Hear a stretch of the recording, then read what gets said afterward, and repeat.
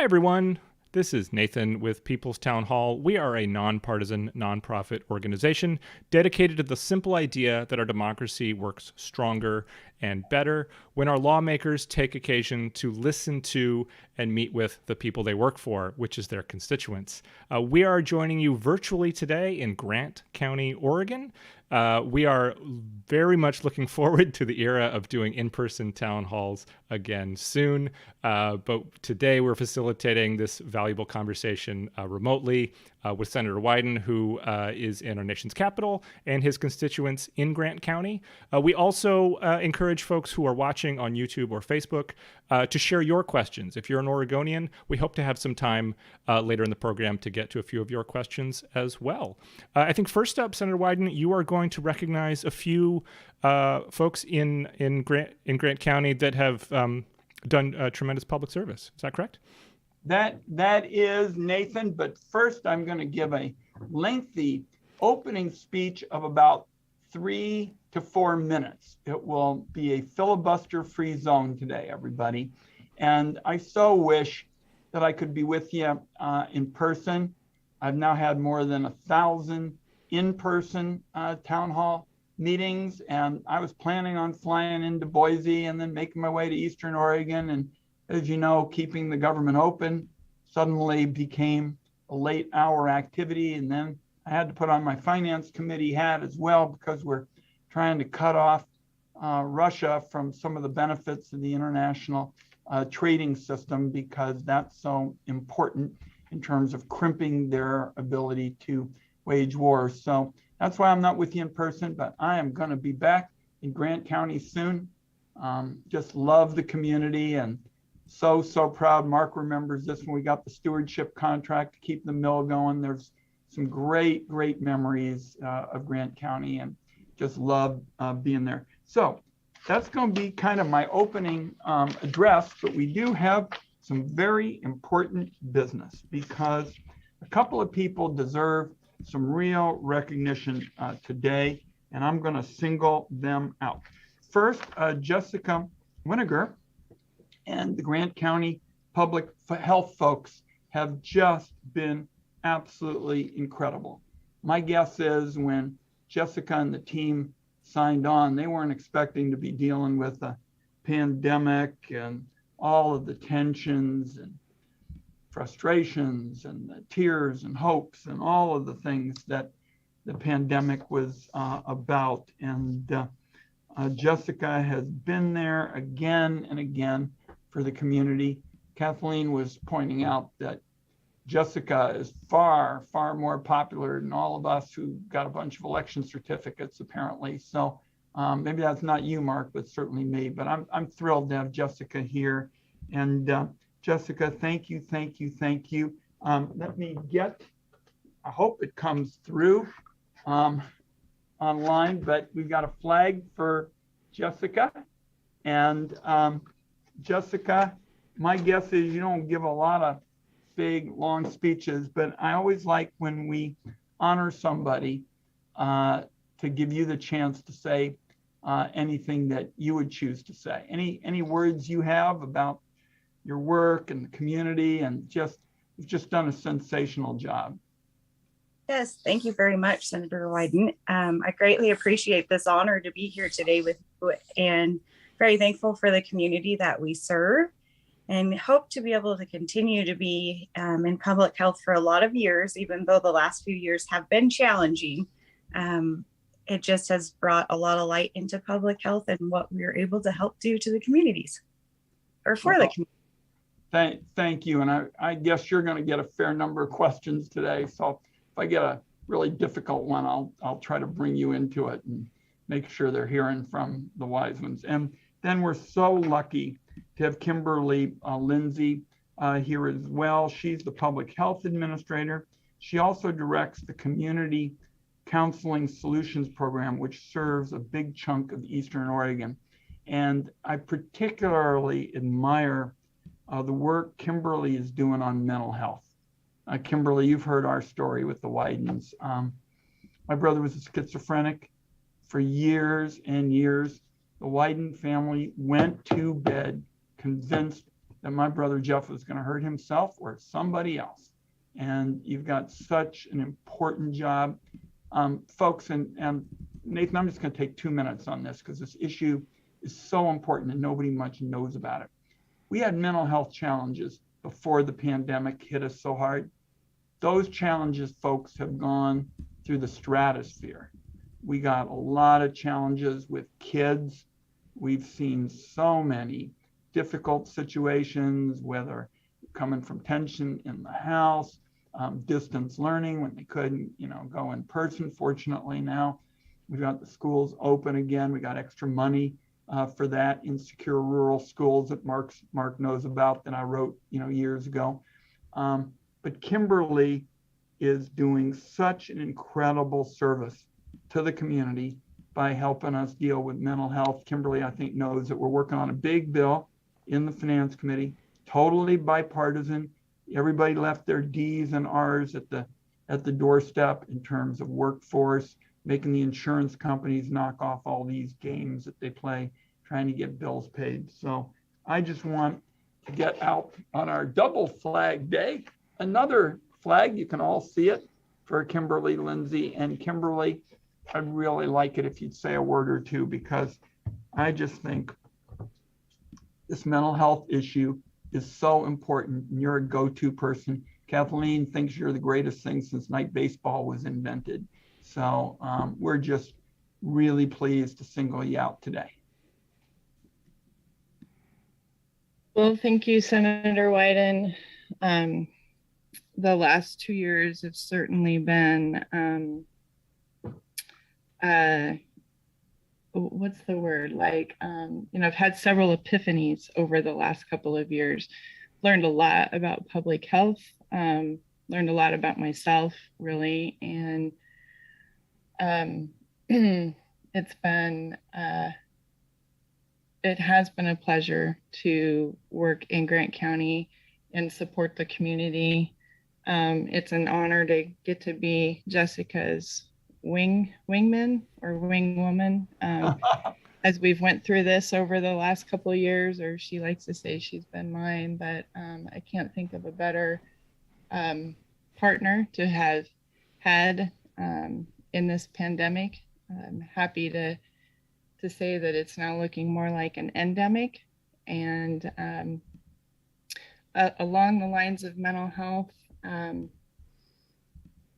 the pandemic has highlighted things that were already issues, and that's maybe not a bad thing in the sense that it's getting more attention. Those issues are getting more attention, and there's some opportunities now to press some things forward on some different platforms at the national level down to the local level. So there are silver linings sometimes, and in difficult things we come out more aware with more knowledge. I like to say that that the last shall be first and the first shall be last. So sometimes when we're looking at our society, those that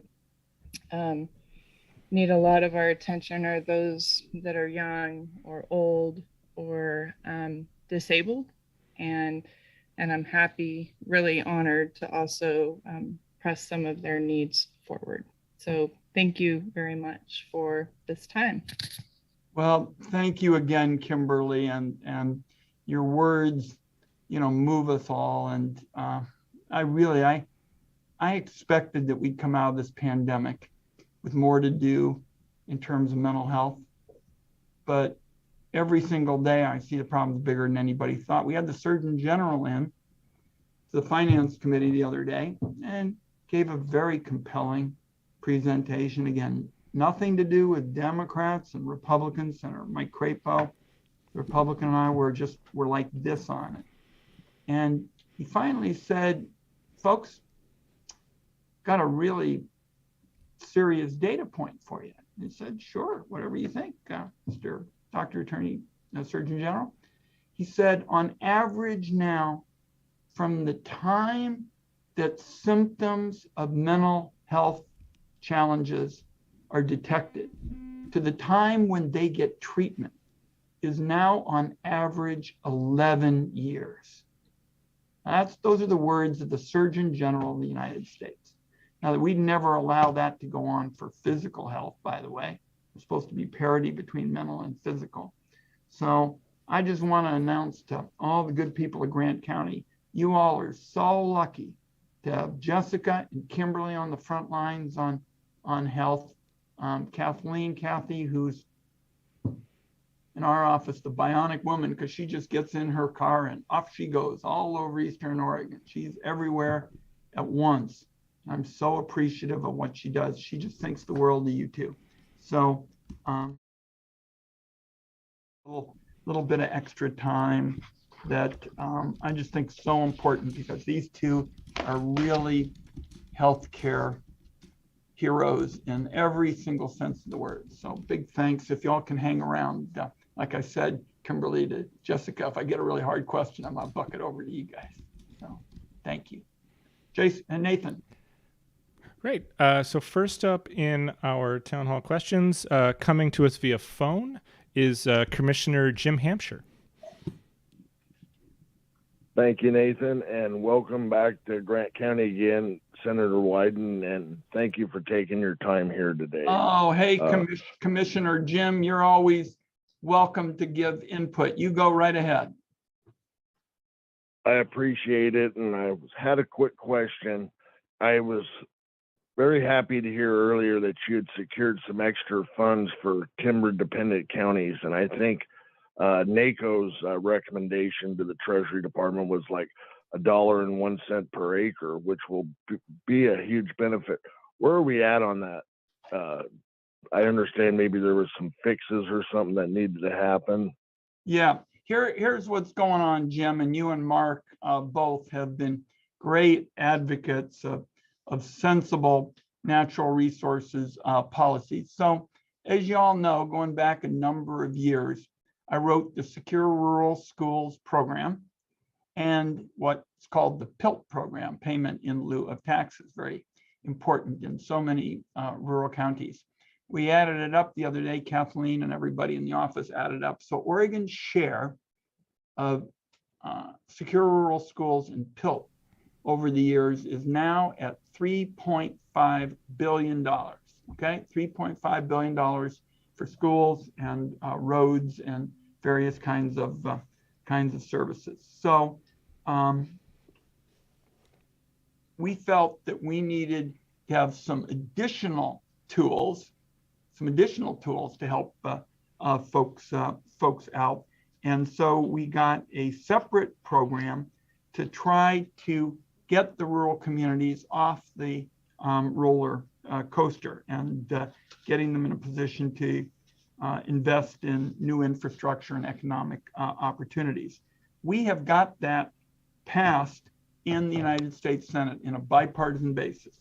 So we're working to get it through the House as soon as possible. Certainly be in contact with Congressman Cliff Benz, took Greg Walden's position, and he's very up on all these kinds of issues, and we've been talking to everybody in the House, D's and R's, but we're through the Senate, waiting to get it through the House. We want to get it through the House as soon as possible. If NACO and all of the folks in Oregon, the Association of Oregon Counties and the like can weigh in right now, that would be great. We're out of the Senate, just got to get it through the House and over the finish line, because I'm just certain you and the commissioners will get a lot of benefit out of it. And so everybody knows, this is on top of Secure Rural Schools and PILT. So this is additional money. Yes, and it will come in so handy right now with us. You know, we've tried to spread our ARPA funds as much, and I was glad to see that they were able to get the second stuff that approved in their omnibus bill. So hopefully that'll also be approved for the city's share also as well. And I, again, would like to thank you for all the work you've done with SRS over the years, because it's benefited all our schools, our cities, the county. So thank you very much, Senator.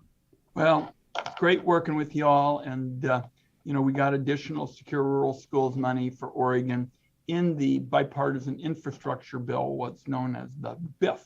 Hard to keep all these acronyms straight. But that's going to help too. And frankly, the thing I like about Secure Rural Schools, not only does it get additional money to all of you on the ground, but I think the RACs, the Resource Advisory Councils, where the timber folks sit next to the environmental folks and the county folks and all of the cross-section of people who are involved in this. I think that means that you can get a solution, an Oregon Way solution, where you bring everybody together rather than having everybody run off to the courthouse and sue each other. And could I trouble you for one more quick follow-up question? Of course, yeah. I understand this year they've also changed some of the SRS stuff to maybe include some broadband. And then there was I believe there was a halt on the way counties figured their percentage, of course, 25 to schools, but then for the Title III funds and the forest projects, I think they froze that, I think, back in 2014. So will they be rolling out like the final SRS rules on that from the? Yeah, there are some changes, just as you say. Probably one of the big ones for grant is going to be the rural broadband money. It's more than $400 billion collectively for USDA Reconnect programs and for the Community Connect grant program. Now that's in addition to the $2 billion already provided for in the infrastructure investment and jobs programs. So we'll get you a full description, Jim, of the layout on broadband, because I think dollar for dollar, two of the things I felt the most strongly about is I got in the first CARES package, the expansion of telehealth, which all over Eastern Oregon has just been hugely important. And telehealth and broadband sort of go hand in hand. So we'll get you the additional information. But in the omnibus, there's additional money for Grant County on USDA services. Thank you much, Senator. We'll be working with you, Jim. Thanks for joining us, Commissioner. Thank you. Next up, we have Genevieve from John Day. Thank you. Hi, Senator Wyden. Hey, Genevieve. Nice to see you. I work with Blue Mountain Land Trust in John Day, and I wanted to start by thanking you for being a champion of land conservation, including working lands. And my question is, what are your top priorities currently in ag land preservation, and how can those priorities benefit Grant County? Well, I think at the top of the list, and I just talked to the new chief, Chief Moore of the Forest Service, is getting an extension on the 10-year stewardship contract that I got for the mill. And for folks who don't remember the whole story, I believe Mark and Jim remember it, certainly parts of this.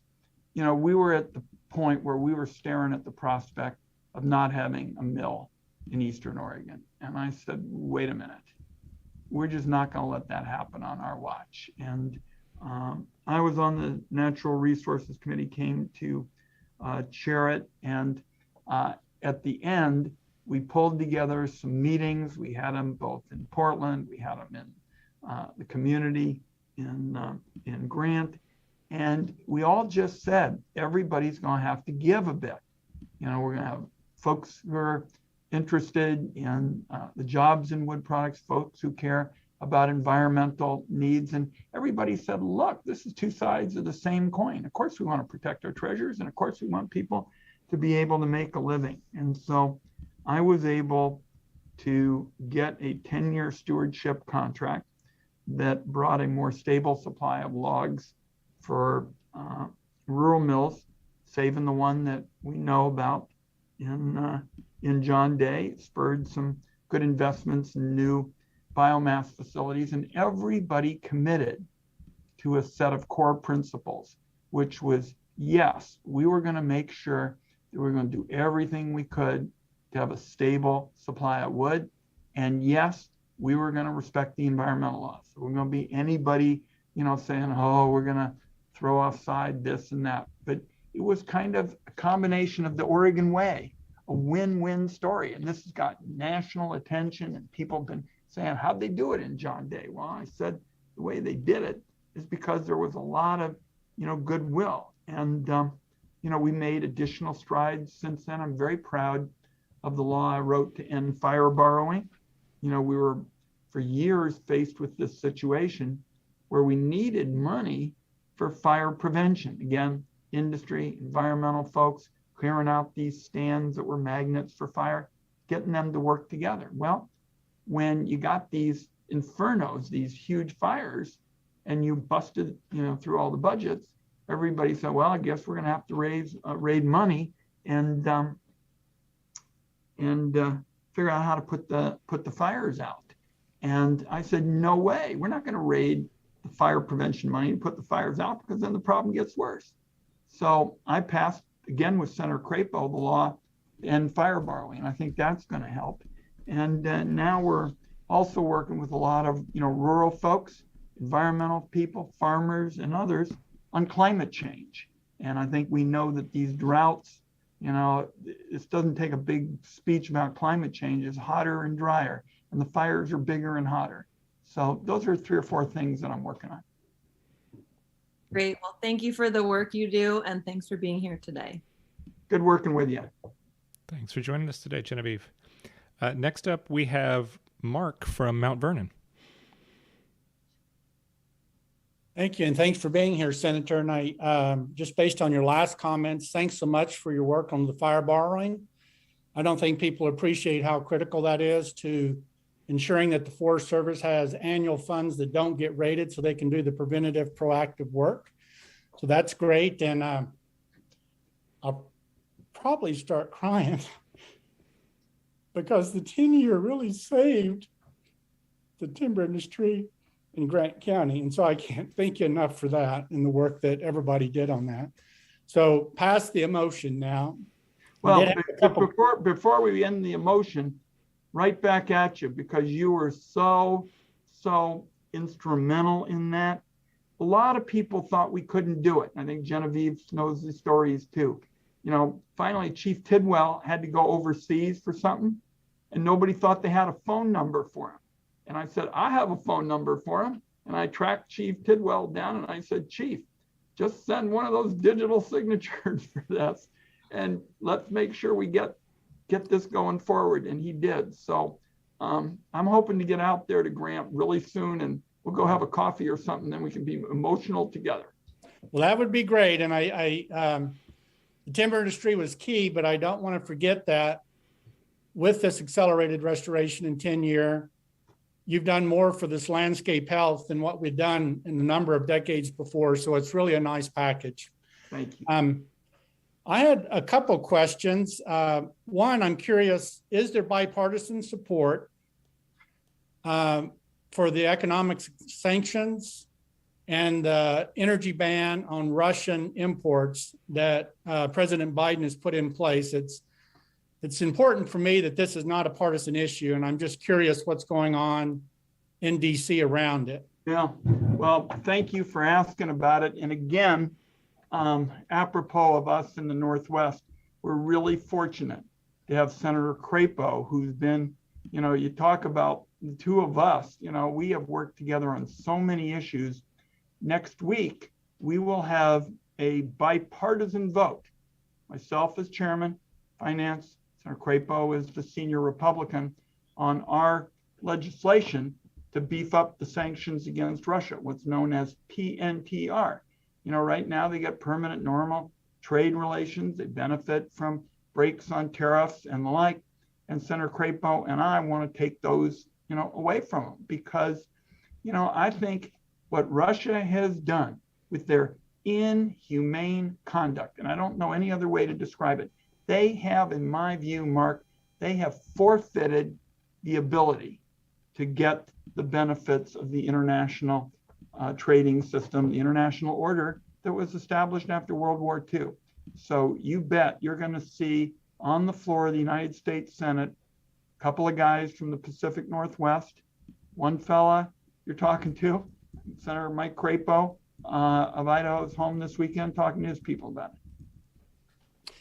Great. That is good to hear. And if I might, just one other quick question. So as you know, the ag community, the ag industry is central across Oregon, and particularly in Eastern Oregon, the livestock industry.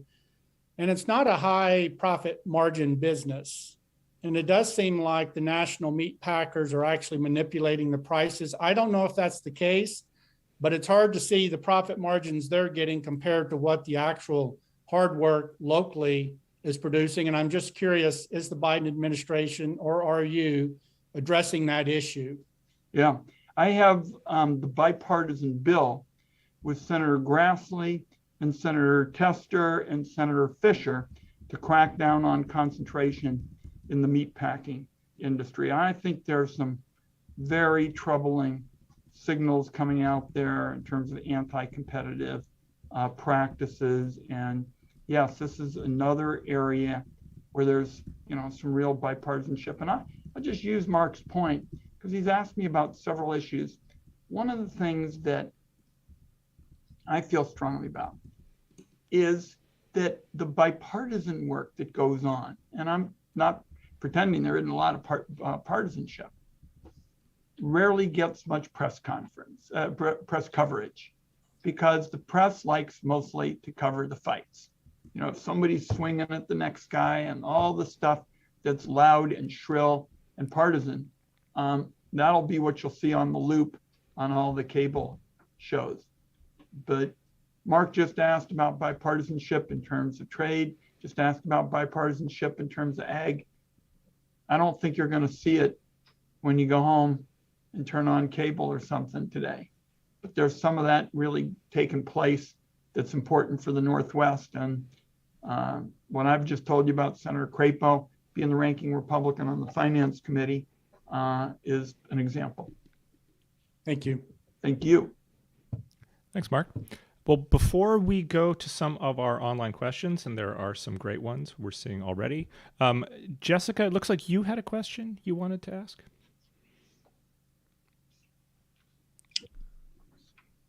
I sure did. I was wondering if there is any work on requiring insurance companies to continue to reimburse healthcare providers for telehealth after the pandemic.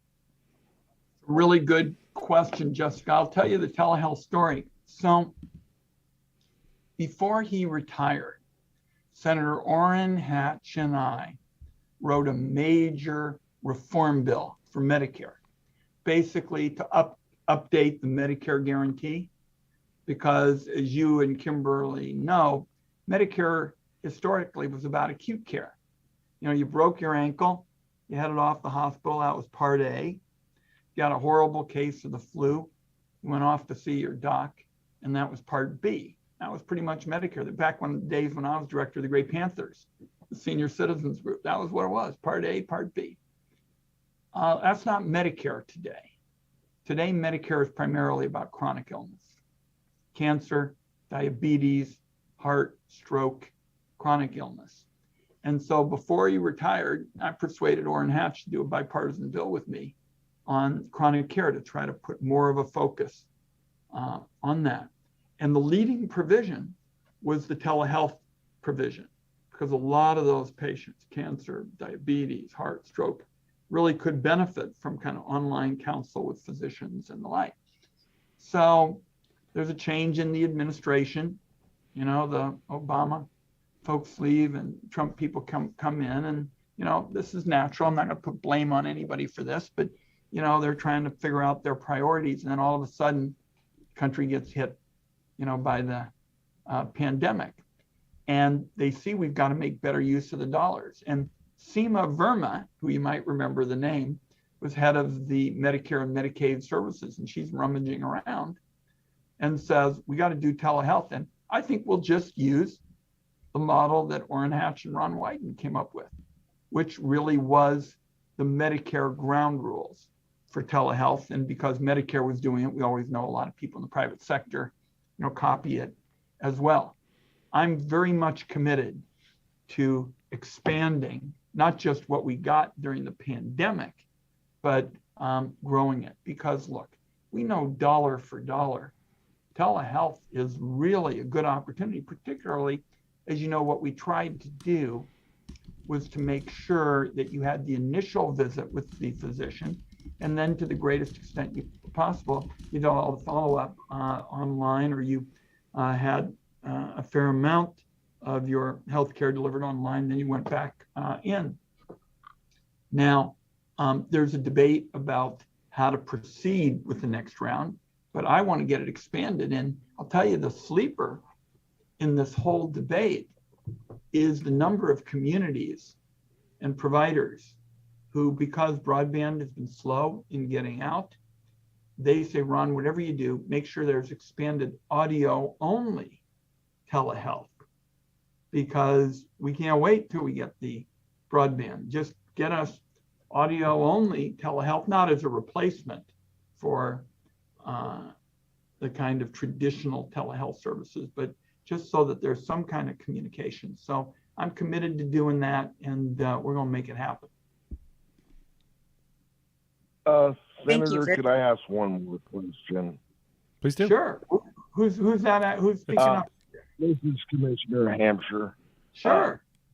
I was wondering, a little follow-up to Mark's, and I know we briefly got to discuss it last time I was down in Washington, D.C. a couple of years ago, but one thing I think would really help our American cattle producers is country of origin labeling, because currently those big beef packers can buy these animals, I mean, even already cut, as long as they change the packaging on it, then they can label it a product of the United States. And I think that, you know, their labor requirements are a lot less down there, and I think that really puts the American producers at a big disadvantage. So I wonder if there's would be any support for a country of origin labeling. Well, you got support from the guy you're talking to, because I think that kind of transparency and accountability is really sensible. I think we really miss out on a lot when we don't have that kind of basic disclosure, basic accountability, and kind of the consumer's right to know, you know, in their grocery store and in their communities. So I'm very much for it. I'm sure there'll be a lot of lobbyists, you know, for big multinational concerns who say that Western civilization is going to end and we can't do it and all that kind of stuff. But I'm for it. Thank you very much, Senator. Thank you. Great. Well, we have a little bit of time to get to some online questions. We've got one from Jeffrey in Canyon City. I will read his question. Senator, I believe it's past time to look at timber harvesting on Forest Service lands. I am a conservationist, but I've lived long enough to remember a county with low unemployment, vibrant business, and community vitality. Careful, planned, and professional harvesting of large mature trees does not destroy watersheds and can be rehabbed and planted for future generations. Jeffrey, I'm going to paraphrase your question. So, Senator, what is your response? Well, my answer is, and we touched on this, you know, a little bit, you know, earlier, the stewardship contracting, the prohibition on fire borrowing. What Jeffrey is really raising is the validity of a proposition that I think is very clear, and that is responsible logging and responsible land management translates to a stronger local economy, and it's in line with Oregon values. It ensures that you're going to have logs for local mills, creates local jobs, timber harvesting, restoration, conservation. It's exactly what we've focused on with Secure Rural Schools, the resource advisory committees, what we did when we put together the stewardship program. Stewardship program, by the way, doesn't come together because one side wants it and the other side doesn't want it. That a bunch of people on this position or this philosophy say, I'm going to have it my way. That was, and I think Mark and Jim and others, Genevieve, remember, that came about because a lot of people said, look, it's going to be bad for everybody if we lose this last mill in Eastern Oregon. I remember telling the environmentalists, because we had meetings with them in Portland and in Eastern Oregon, I said, you know, if you really think about it, one of the worst possible environmental consequences would be to have no mill at all. in rural Oregon, because you wouldn't have people that were doing exactly what we're talking about. The resource advisory committees and stewardship contracting and all the work when you come together and you manage your resources in a responsible way. You really want to do a lot of damage to the environment, just make it impossible to have any kind of operation at all in the community. And what we've done, I think, through the mill and John Day and the stewardship contracting, we brought a lot of people together who everybody said they can't possibly meet except in a federal courthouse when they're suing each other. And we showed, to the great credit of Grant County and John Day, that wasn't the case. You all are the standard for really showing what can be done, and it's had a positive effect over the years in terms of less litigation and the like. So we got the model. I was honored to be part of the effort to get it the first time, and we're going to get it over the finish line in the renewal effort for it. And I was really pleased with the conversation I had with the chief this week, Chief Moore. Great. Well, thanks for the question, Jeffrey. We have a question from George, who asks, when we are told that America can't afford universal health care, I wonder if Senator Wyden is aware that using 2017 numbers, if the Social Security tax cap was removed, that $2.1 trillion of additional revenue would be collected each year and would have zero impact on 92% of those paying Social Security tax. Well, I think our questioner is talking about the future of, entitlement programs and the like. For example, this week, the Finance Committee is going to have a hearing on something I feel so strongly about, and that is lifting the restriction so that Medicare can negotiate to hold down the cost of medicine. I mean, this shows how broken the healthcare system is. Everybody negotiates, but not Medicare. Somebody asked me about who was opposed to it, and I said, well, it seems like 80 to 90% of the people think Medicare should be able to negotiate. And I said, every time I'm home for town meetings, I can't find anybody who thinks you shouldn't negotiate. Maybe they're all off in a witness protection program or something, but there's nobody I know who thinks you shouldn't do it. So what we're going to be focused on, and the question was about the wage base and how to raise revenue. We're looking at that. We're looking at letting, and it's something I strongly support. It's got to be done. It's got to be done in this Congress. That's why we're having the hearing on Wednesday. It'll be streamed live, from the Finance Committee. So if people are interested in that, follow it. And by the way, by my billionaire income tax, because the billionaires have figured out how not to take a wage, and a lot of them pay little or no taxes, income taxes, for years on end. We got a billionaire income tax. We could get some of that money to fill in the gaps in healthcare as well. Great. Well, thanks for the question, George. We have a question from Linda, who says, Linda from Klamath Falls, I am a lifelong Oregonian. Do we stand a chance of staying that way? If I had to guess, I would think she is referring to the concept of part of Eastern Oregon becoming part of Idaho. Yeah, I just feel so strongly that we are all stronger when we're together. And I know I've seen what's going on. I just want, and it's why I do these town hall meetings in every one of Oregon's 36 counties, because that's the Oregon way, urban and rural, working together. Oregon, by the way, got another congressional district in the reapportionment. Shoot, folks, why would we want to give up our influence in the United States Congress, right? When we get, a bit more, we're a long way from Washington, D.C. I get that. I think a lot of people sometimes think that Washington, D.C. might as well be Mars for all the kind of ability to affect it. But remember, Mark just brought up an example where we saved the mill in the community with the 10-year stewardship contracting, a really kind of textbook example for responsible logging. So I understand the anger and the frustration. It's why I've always done all these community meetings, because I want folks to be able to hold government at every level accountable. But I think that things that divide us are a big mistake, and particularly are particularly unwise at a time when Oregon is getting more influence as a state as a result of the latest census. Well, thanks for the question, Linda. We have a question from Caitlin, who asks, Senator, can you help remove the language in the upcoming federal bill that bans synthetic nicotine?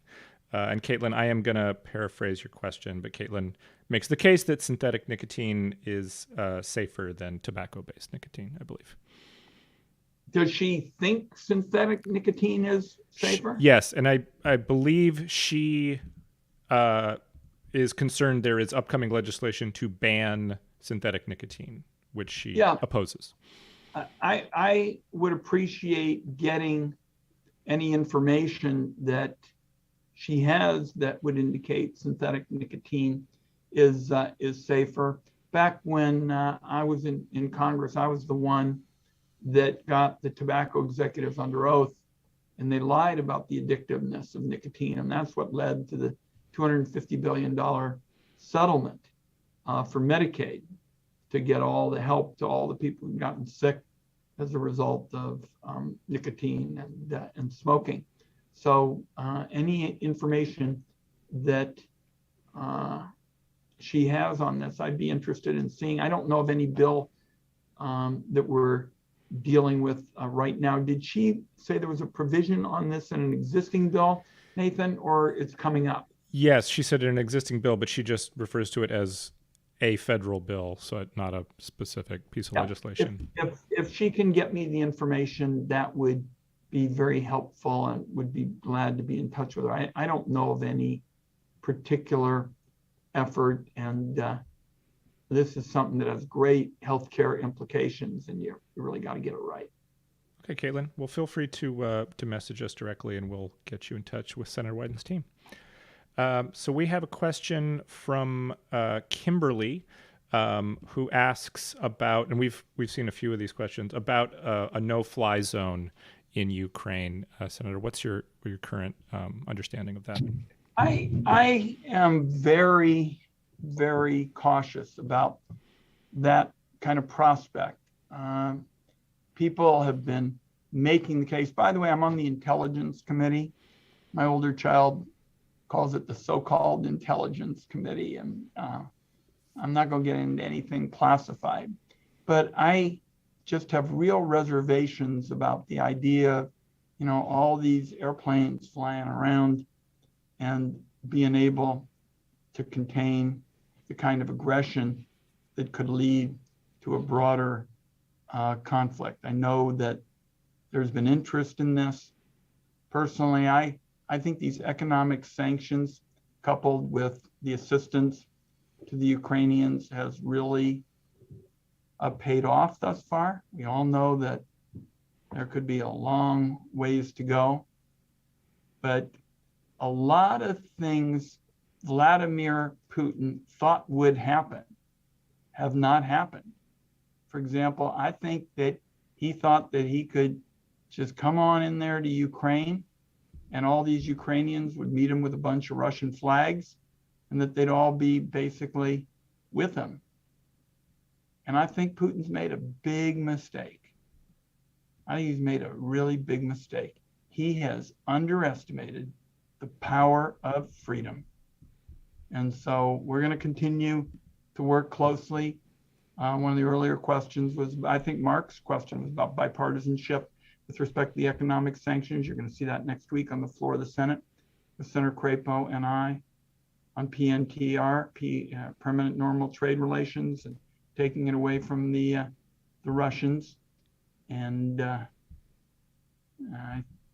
think we're just going to have to go day by day. But I can tell you a lot of things Vladimir Putin thought was going to happen have not happened. His Air Force has not delivered for him the way he thought it would. There have been a lot of things. Great. Well, thanks for the question, Kimberly. And actually, we're going to close out with a question from Kimberly Lindsay, who Senator Wyden recognized at the outset of the town hall. Bravo, Kimberly Lindsay. Well, I forgot to give a shout out earlier to Kathleen Kathy, or to you, Senator Wyden, for employing Kathleen Kathy. She is a delight to work with, a huge advocate. Love to call her a friend and a sister in many ways. So kudos to her for all the work she does to support us here in Eastern Oregon. And Kathleen can probably guess where I'm going with my question here. We're talking about earlier mental health and Medicare. And one of my, I think, career-long rallying cries is around Medicare paying for mental health services in Eastern Oregon. So as you know, there are not a lot of LCSWs in Eastern Oregon. There are very few. To give you percentages for the number per thousand. Medicare only pays for LCSWs. You're talking about the social workers. Yeah. Yeah. Correct. Correct. So if you have a mental health issue and you live in Eastern Oregon and you have Medicare only, there's a better chance than not that if you need counseling, you're not going to receive that. Yeah. Because Medicare will not pay for it unless you're being seen by an LCSW.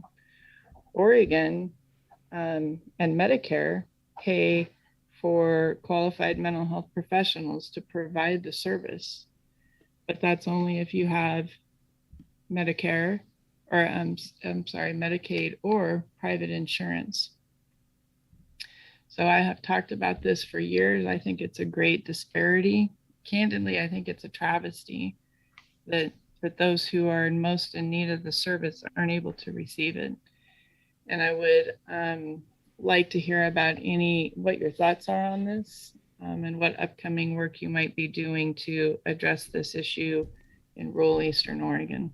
Yeah, couple of things. First, thank you for giving a big shout out to Kathleen.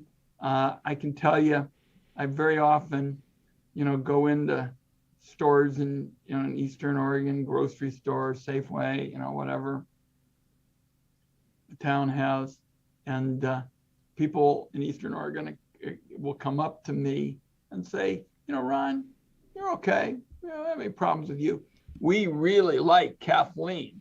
So I get that on a fairly regular basis in Eastern Oregon, that people are giving a big shout out to Kathleen. And my claim to fame is that I have the good fortune of being able to work with her. She is, in fact, the gold standard. Here's where we are on workforce issues. And I'm really glad that you brought it up, because this is a 4-alarm fire in our whole state. We don't have the people. Everywhere I go, people say, the same thing. We don't have the docs. We don't have the social workers. We don't have the practitioners. And my God, there are such stark implications. For example, in much of the state, if a child has a really bad attack during the day, huge anxiety attack or something of that nature, there really aren't beds or people to take care of them. So they go to a hospital emergency room, frankly, and stay there often for quite a while. And as the people in the emergency room are the first to tell you, they aren't mental health experts either. So what we have done is we've got legislation to allow professional counselors, the people you're talking about, to bill Medicare. So we've got that legislation, but I've told Senator Crapo, one of my top priorities is to expand the workforce, particularly the kind of people you're talking about, the licensed professionals to have a bigger role in Medicare and in the entire system. You know, Medicaid, for example, is the biggest payor for mental health services in the country for low-income folks. And you probably know the cahoots model that we've seen in Eugene for getting mental health people and law enforcement people together. I was able to get money for that in the spring. Medicaid will pick up 85% of the program. So that's the kind of thing that can be helpful as well. But you can't use any of it without what Kimberly's talking about, which is to have trained professionals. So Kimberly, message sent. We've got this bill to allow counselors to bill Medicare, but I'm telling you, this is a long-term project. This is not something we're just going to snap our fingers. Be happy to let you respond, but I'm telling you, it's a crisis in Eastern Oregon. It's a crisis all over the state. And by the way, the insurance companies aren't innocent here either, because they claim that they couldn't hire people during the pandemic and the like.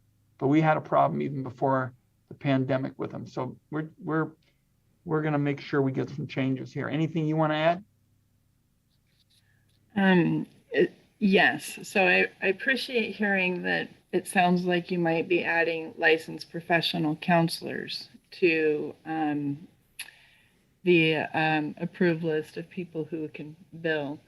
But that's not going to help that much in Eastern Oregon. There's still like, so in Grant County, that would mean you have one person who can bill. So that's good. That would be Yao Huey, Sam Palmer's wife.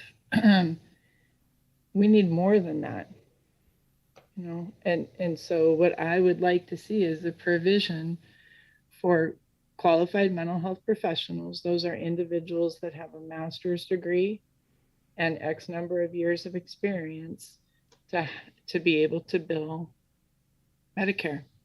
Got it. Now, there are workforce issues. Kimberly, educate me on this point. Are there people like that in Grant County now? Because we're planning to create opportunities for those people to get their education, to get financial help, to go to rural places, Grant County and other places. But just educate me on this point. Are there people right now in Grant County who, if we got that reimbursement, you know, tomorrow, we could give it to them? Or do we need to both get more people through the training process and reimburse them and just update me on what Grant County needs? So the short answer is yes. You would go from, so right now Grant County has 0. If you add an LPC to the payer source or the ability to reimburse them, then you'd go to 1. But Yao is a supervisor, so she's not seeing many clients.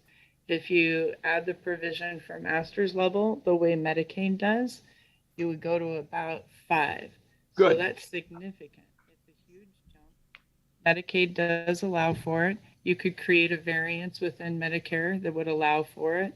So some provision for rural or frontier counties to have an exception. I'm not proposing across the board, but I do think that there are some caveats here that could allow for some greater access to services in the small counties. So I would propose that. And so absolutely there is a workforce issue. You know, we need more people in our workforce, but just this small step, I mean, you know, I want to quote our famous astronauts, but it's a huge step for, maybe not for mankind, but all of the people who are elderly that choose to live in beautiful Eastern Oregon that need this service. So, and yeah, to your question about the training and workforce. So to become an LPC or an LCSW, you have to be supervised in person by an LPC or an LCSW. Well, what do you do if you can't find people in your area to do the supervision?